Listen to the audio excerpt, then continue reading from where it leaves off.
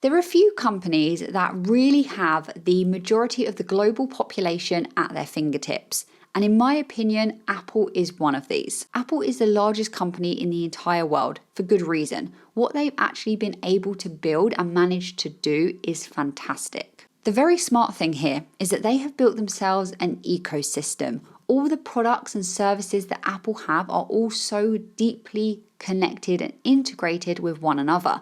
And what this means is that customers don't even consider going elsewhere. Because number one, they love the products and the services that Apple do. But number two, it is really, really annoying to have one piece of technology that doesn't fit into everything else that you have.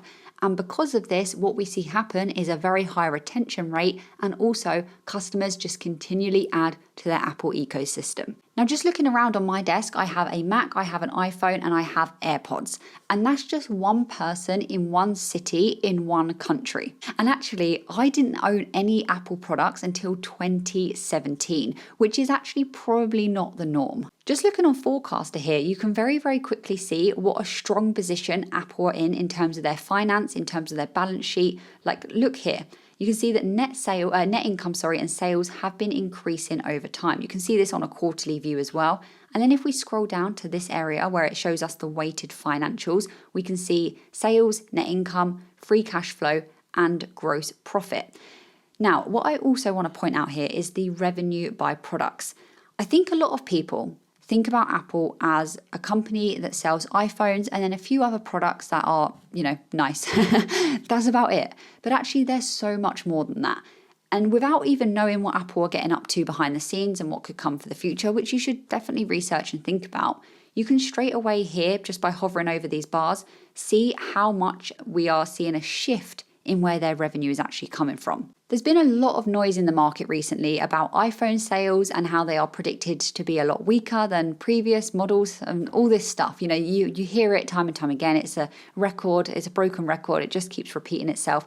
But what I want to point out here is that if we just look at the amount of revenue that comes as a percentage that comes from the iPhone for Apple, what you can see is that it's actually been decreasing. So 2021, 52.38%. Roll to 2022, 51.86%. And then if we go to 2023, 52.33%. So a slight jump there. But look here as well. Look at the services, 18.74, 19.93, 22.23. You should be asking yourselves, okay, well, what is happening here in terms of margins, in terms of offerings, in terms of the future? Also, two things here. Number one, these lower anticipated iPhone sales haven't actually come from Apple, which is interesting. So, maybe it isn't all true. But number two, it's very, very important to think about Apple Intelligence.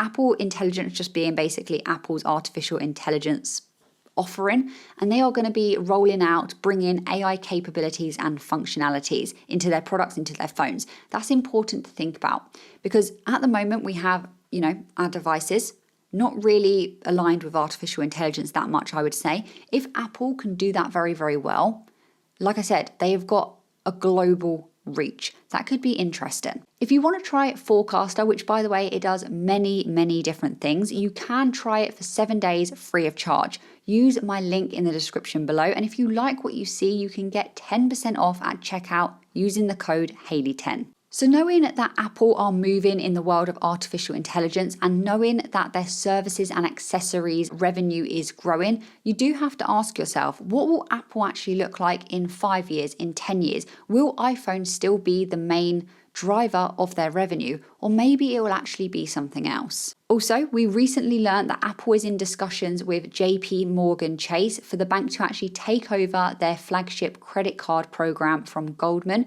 Now, this is something to watch as well. This could be a very interesting partnership. It doesn't look to be confirmed just yet, but something to keep your eye on. Just going back on Forecaster, actually, this value generation section is very interesting. Thinking about the value that Apple has been able to give back to their very loyal shareholders is fantastic. So not only have they paid a dividend, which let me just show you down here, they've been increasing their dividend consecutively time after time after time. So literally giving back income to their investors. Now, obviously, they're primarily a growth company. They don't care as much about dividends. They have extra cash. They need to use it. They're giving back. That's great. but they've also been able to show fantastic capital appreciation. I'm talking about the stock price growth. And you can see that over a 5-year period, Apple has significantly outperformed the index. But you can also see here that the shares outstanding have been decreasing. And this is because Apple have been doing buybacks. So basically, they have been focusing on returning shareholders value from all over the place. Now I'm looking at the S&P 500 on Forecaster, and what you can see here is it's telling us that currently the S&P 500 is actually undervalued. It's 4.23% below the fair value. And the way that Forecaster actually calculates the fair value is they take the discounted cash flow, they take the Peter Lynch method, and they take the economic value added method, and they find an average. I actually have an S&P 500 ETF already in my portfolio. I have done for quite a while now. And although I'm not adding to it necessarily now, what I am doing is reinvesting the dividends that it gives me. And I kind of view it as a base of my portfolio. So I always have that diversified, if you will, area of my portfolio, and then I add individual stocks to it. Now, my individual stocks, namely Palantir and Tesla, have become a much larger portion of my portfolio, but I do like having this S&P 500 just as a base. But I do just want you to be very, very aware of the idea of diversification with an S&P 500 ETF. Yes, it is way more diversified in terms of the industries you get exposure to, the companies that you have, than let's just say picking 5 individual stocks. But even so, what you can see here is that you have some really, really big companies actually taking up a great percentage of the index of the ETF. So just looking at the top 10 holdings here, so Apple, Microsoft, all the way down to number 10 here. These positions, so 10 out of about 500, actually account for about 34% of the entire ETF that you would be buying. There's nothing wrong with that, but I just want you to be very aware. And then if we actually filter this by the top 10 holdings, what you can see here is that all of these, pretty much all of them, but maybe 1 or 2, are primarily growth technology stocks. The last company that I want to talk about in this video is one that I mentioned on this channel before. Now, just to be fully transparent with you, I do actually own a bit of this stock, but not very much, and I do have it in a fun experiment account, if you will. It's not in my main portfolio. But I want to mention this one because it is a very interesting time right now. Finally, this stock is seeing better times. Every time that I've spoken about this before, all we've seen is a sea of red.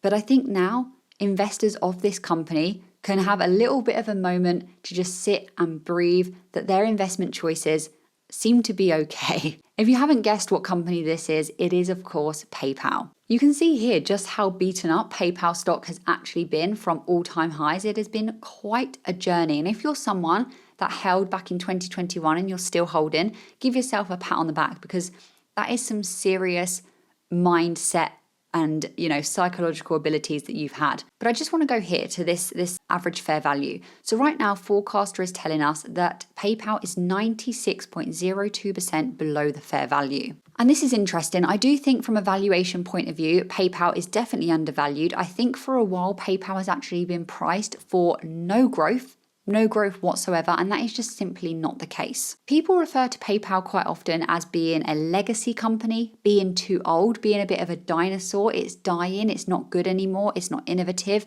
Personally, I don't think that's the case at all. I think a while ago you could have argued that for sure, but we've had a lot of changes to PayPal. We've had a new leadership team. Of course, we've had a new CEO. We've had different initiatives and different features being added. We've had the fast lane feature, which is of course a great checkout solution to speed the customer experience up. And fundamentally, since these changes have come in, since the new CEO and everything like that, we have been seeing PayPal improve, fundamentally speaking. We've also had partnerships with Shopify and Amazon being announced, but I think something to understand about PayPal is they are still very much the dominant player in the market. They still hold the market share majority. They've been growing their revenue, total payment volumes, they've been growing their profitability, and they've been repurchasing shares as well that you can see here on Forecaster. The shares outstanding have been decreasing aggressively. So they themselves are thinking that their stock is too cheap at the moment. So this to me is really a story of recovery. Do let me know what you thought about any of these 3 positions that I spoke about in today's video in the comments below. Let me know if you have any. And also, if you do want to try Forecaster, make sure you use the link in the description. You'll get access to that for 7 days free of charge. And then if you want money off after that point, it's Hayley10 at checkout. Use the link in the description below. Thank you so much for watching this video. Until next time, keep analysing, keep investing, and don't forget, hit that subscribe button.